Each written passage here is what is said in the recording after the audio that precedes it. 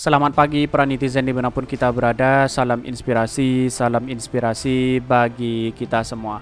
Wah, ini agak menarik begitu kan ya. Sampai Rocky Gerung mengatakan bahwa ya buktikan ya elektabilitas PDP dan Ganjar aslinya rendah. Ya, tetapi kenapa kok masih muncul ya survei-survei itu tinggi begitu kan ya? Ya, saya masih percaya apa yang disampaikan oleh Hasto begitu ya. Ya, Hasto mengatakan bahwa tergantung sponsornya siapa mereka begitu. Menarik dari sini ya sudah jelas begitu ya. Tetapi perlu diingat bahwa apa yang dianalisis oleh Rocky Gerung ada benarnya juga begitu kan ya, bahwa ya sekarang ini PDIP dan Ganjar aslinya rendah begitu kan ya. Prestasinya apa begitu ya. Ya kalau memang dia punya prestasi otomatis surveinya tinggi begitu. Bahkan ada lembaga-lembaga survei yang memang tidak kredibel, sudah jelas itu begitu. Publik sudah tahu siapa mereka begitu. Artinya survei hari ini yang menjadi trending itu mungkin 3 hari 2 hari. Setelah itu sudah selesai begitu. Karena sifatnya tidak permanen begitu. Coba bayangkan Anies Baswedan, dia sifatnya permanen karena dia punya andalan program prestasi yang luar biasa waktu di DKI Jakarta begitu ya. Tetapi mari kita baca terlebih dahulu ya beritanya seperti ini atau komentar-komentar netizen seperti ini. Ini ya komentar-komentar netizen ya. Rocky Gerung buktikan elektabilitas PDIP dan Ganjar aslinya rendah. Benarkah seperti itu ini? Pas ramai penolakan timnas U20, Ganjar diserang ramai-ramai sampai ratusan ribu belasan di Instagram. Itu bukti bahwa elektabilitasnya tinggi. Di mana letak logikanya begitu kan ya? Cuma gede keluar-keluarnya dan berani bayar survei untuk ngelabuhi doang. Bisa saja terjadi begitu ya. Yang tinggi itu elektabilitas amplop dan beras, partai maling bansos. Ini disundul-sundul terus sama si botak sampai licin. Ini banyak sekali ada pro dan kontra begitu ya. Ndak ada lah, ngawur. Bagiku ya PDP tetot ya, tapi ya dreminit ya tentang Rocky Gerung membuktikan bahwa elektabilitas partai dan bertugas partai ya seriously ya Rocky Gerung tak ada papannya. Yang membuktikan nanti ya Valentin ya halayak di TPS bakal memilih apa siapa, namanya juga ayam kalau pagi petok-petok. Ini banyak sekali ada kritikan besar ya, ada pro dan kontra di situ begitu ya. Menang di survei doang nggak jauh beda dengan Jokowi ini. Roti gulung dipercaya, Ganjar didukung ya. Ini banyak sekali. Jangan pilih. Wah, ada pro dan kontra. Lihat kan sekarang ini yang ditangkap oleh KPK ternyata ada keterlibatan 2 lembaga survei tinggi di situ begitu kan ya, sampai menerima uang miliaran begitu di situ ya. Artinya apa selama ini kalau kita melihat peristiwa ada benarnya juga begitu ya. Melihat bahwa ya Rocky Gerung bisa menganalisis seperti itu, ternyata rendah begitu ya.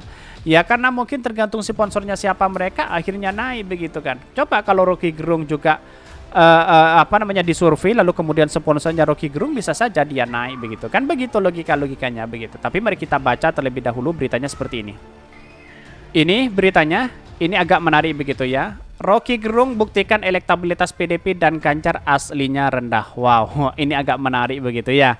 Ini dikutip dari Gelora ya, pengamat politik Rocky Gerung menilai alasan PDP Perjuangan atau PDP dan Ganjar Pranowo menolak timnas Israel ya bermain di Piala Dunia U20 Indonesia untuk meraup suara dari kelompok Islam sebab menurut dia elektabilitas mereka nyatanya rendah tak seperti yang diumumkan mayoritas lembaga survei.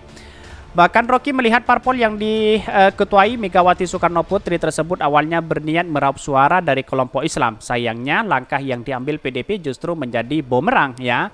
Kita nggak pernah tahu data dasarnya. Nah ini yang kita sebut sebagai the real margin of error. Ngapain mesti nyari dukungan dari komunitas muslim atau dari PDIP yang yakin bahwa dia udah tinggi dengan pemilik sekulernya yang non muslim. Rocky Gerung ya dikutip dari Sabtu ini. Nah benar juga apa yang dikatakan Rocky Gerung begitu kan. Seolah-olah mencari penyebut pendukung dari umat Islam begitu ya. Pada hakikatnya siapa yang salah? Mari kita baca begitu ya.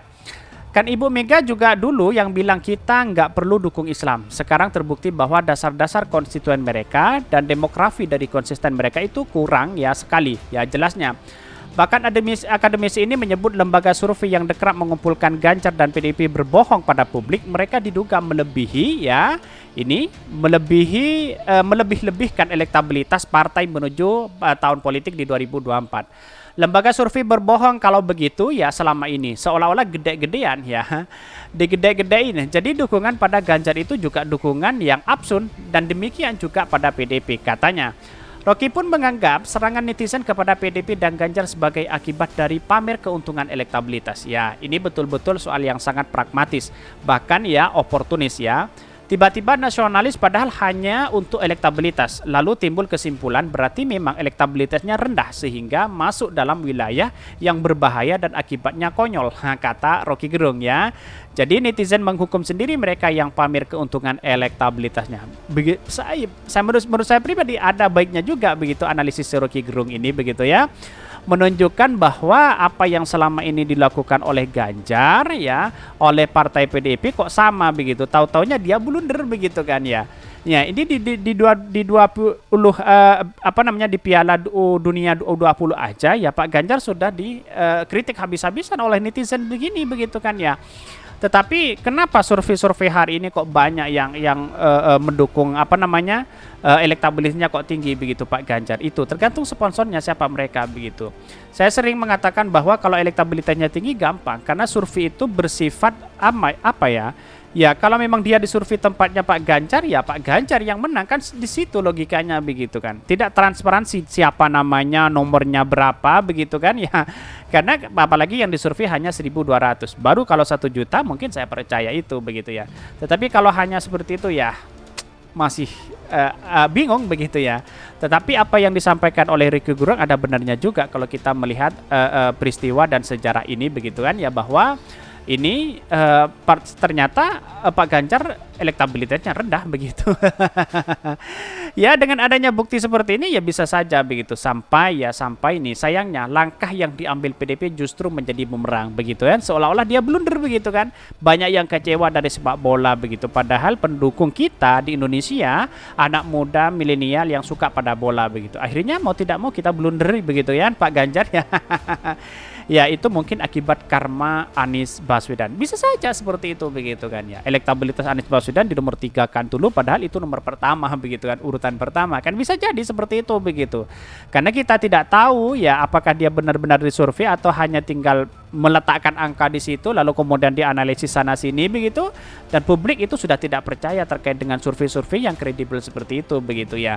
Ya karena untuk memancing reaksi seseorang elektabilitasnya tinggi tetapi tautannya prestasinya nol ya, seperti itu kira-kira begitu ya. Mungkin itu yang kami sampaikan atau tonton channel Khodari Podcast hari ini karena ada berita-berita menarik dan viral setiap harinya. Salam para netizen, salam inspirasi bagi kita semua. Jangan lupa di subscribe channel YouTube Khodari Podcast Rakyat ini.